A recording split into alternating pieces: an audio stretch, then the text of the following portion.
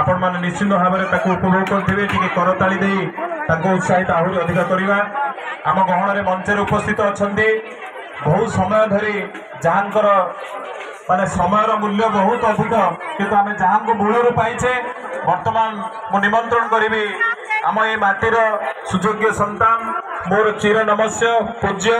बड़चणा पंचायत समितिर पूर्वतन अध्यक्ष छतिया समाजसेवी संगठन जड़े परामर्शदाता जहां को उपदेश ये अनुष्ठान को आगे नापी अनेक अंश साहाय्य सहयोग करी श्रीजुक्त प्रहलाद नंद महोदय निवेदन करी आम समस्त को सी आज आशीर्वचन प्रदान करेंगे।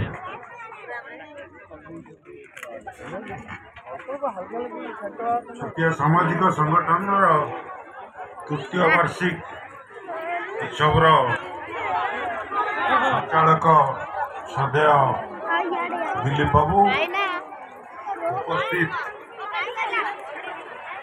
मंचर अतिथि वृंद आम गणरे सिद्धगिरी बाबा जलुका आश्रम मठाधीश पूर्वतन जिलापाल